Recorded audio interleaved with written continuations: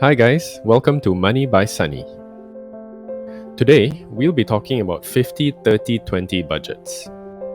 This budget was popularized by US Senator Elizabeth Warren and her daughter Amelia Warren Tyagi in their best-selling 2500 book, All Your Worth: The Ultimate Lifetime Money Plan. The concept behind this budget is simple enough.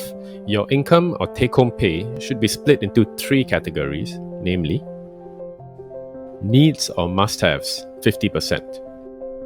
Wants or nice-to-haves, 30%. And savings, 20%. The savings category in particular is fairly straightforward and doesn't involve a lot of decision-making beyond where this 20% will be transferred to. It could be a high-yield savings account or a money market account, for example. Within the needs and wants categories, however, there is a fair amount of flexibility in terms of how and where your dollars go to. The 50-30-20 budget is a good starter budget method if you're new to managing your personal finances, as it allows you to have some leeway in how your expenses are allocated rather than being too constricting. It's also good in the sense that it helps you to visualize where your income goes to. Conceptually as well, the three categories are pretty intuitive, and it makes sense that your money should be divided into needs, wants, and savings. In fact, after you get comfortable enough with it, you may even want to consider changing up the proportions with the aim of increasing the savings percentage. Seems simple enough? Let's go through the main steps in setting up a 50-30-20 budget. Step 1. Identify income. Like all budget types, we have to start with revenue or income. To do this, list out your income or take-home pay, which should include your regular paycheck plus all your side hustles. You can use last month's total income or an average of the last few months as a gauge in the event that your income is variable.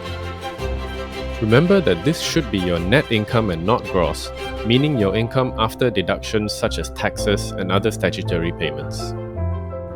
Step 2. Allocate savings. Once you have your income established, subtract 20% from that number as your savings amount.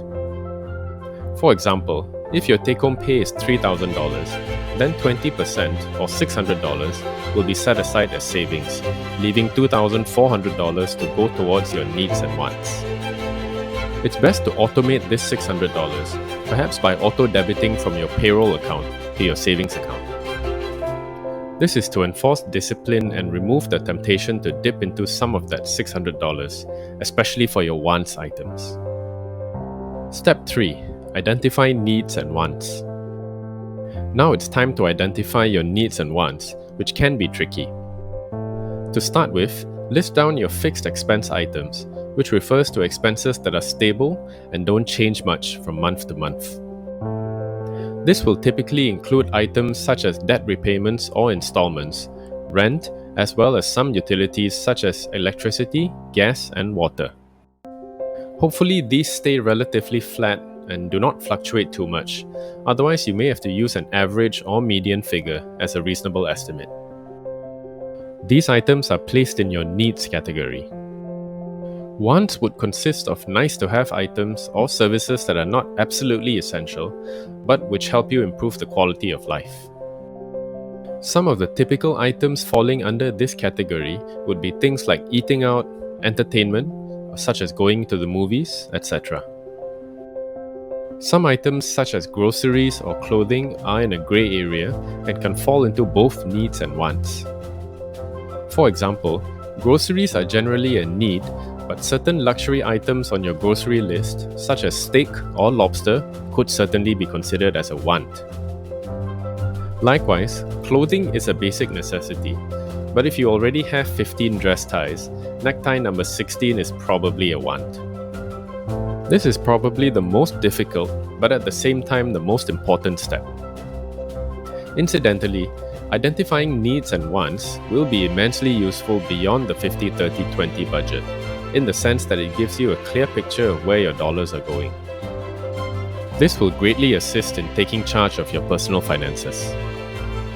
Also, don't be afraid to revisit and rejig this list as you start with this budget, so that you can incorporate your real-life experience to refine these items. How to implement it. Now that you've worked out your 50-30-20 budget, it's time to put it into action. Due to the broad nature of this method, there isn't that much tracking to be done, which makes it a bit easier to put into practice. To start off, you could use a spreadsheet such as Microsoft Excel or Google Sheets to list down your income as well as your expenses that we talked about earlier. Since the savings figure is already predefined, this spreadsheet should focus on the needs and wants categories. Under each of these, it helps to list out the main items so that you'll be able to identify your actual spending versus your budget. As the month progresses, you can then fill in what you actually spent on these expenses so you can compare your actual dollars spent versus what you budgeted.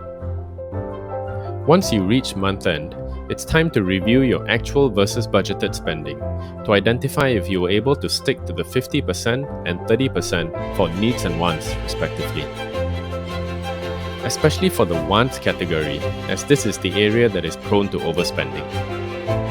Once you've done your month-end review, it's time for next month's budget. This will consist of the same needs and wants categories, with the amounts to be adjusted up or down if necessary, based on your experience from the previous month. For example, despite being careful, you may have found that you overspent on your needs budget by $100. You may then have to increase your needs budget by $100 this month, but this will mean that this $100 will have to come from your wants, since the savings category is already fixed at 20%. Don't worry if it takes a couple of months to align your spending with 50-30-20. The important part is to constantly review the previous month's spending and adjust next month accordingly. You will gradually get to grips with it. Pros and cons. Like all of the many different types of budgets out there, the 50-30-20 budget has its plus points as well as its negative points. Here's a quick summary of the key items to think about before you consider implementing this budget for you. Pro number 1. Straightforward. One great feature about this budget type is that it is simple and straightforward. Many people are put off the idea of listing out their expenses line item by line item and then spending time tracking, reviewing, and adjusting.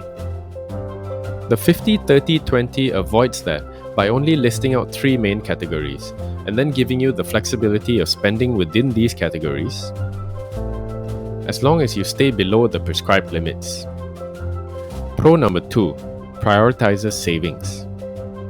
Since 20% of your income has already been earmarked as savings, this budget ensures that your emergency fund or savings account is consistently growing each month. Pro number 3. Not overly restrictive. The 30% that is set aside for your wants can be a key item for many people. Rather than going cold turkey on wants and focusing 100% on needs only, it allows you to indulge in the occasional fun item and partake in some here and now enjoyment. This can be an important item psychologically that can help ensure that you stick to this budget.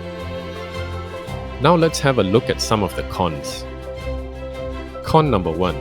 20% for savings may be unachievable. Not everyone will be able to set aside 20% of their take-home pay for savings, especially if there is significant debt that needs to be paid off. For some, 20% for savings may be too ambitious or too daunting, and as a result, they may not stick to the budget. Con number 2. Too much flexibility can be bad. The 30% allocated for wants can be a significant dollar amount, and without tracking this closely, it's easy to find yourself spending this 30% without being able to later figure out exactly where the money went. Subcategories of wants can help, though that will detract a little bit from the flexible nature of this budget type. 80-20 budget. Another variant of the 50-30-20 budget is called the 80-20. This is a simplified version where the 20% savings proportion stays the same, but the remaining 80% is allocated to a combination of needs and wants. This gives even more flexibility, which makes it an even easier way to get started with personal budgeting. It does, however, come with the potential downside of not clearly setting boundaries between needs and wants. This could result in overspending on wants and not having enough for needs, or even having to dip into the savings bucket, which is definitely something to avoid. In conclusion, the 50-30-20 is a great entry-level budget due to its relative simplicity and flexibility, while still ensuring that a decent chunk of your income is set aside as savings. It'll help you get your financial house in order by making sure that the right amount of your income is directed to the right areas. And as your own personal financial circumstances develop and you get a better handle on your monthly expenditure, you can play around with the proportions with the ultimate aim of increasing the savings percentage. I hope you got some useful insights from this video. Give us a like and subscribe if you did, and see you next time on Money by Sunny.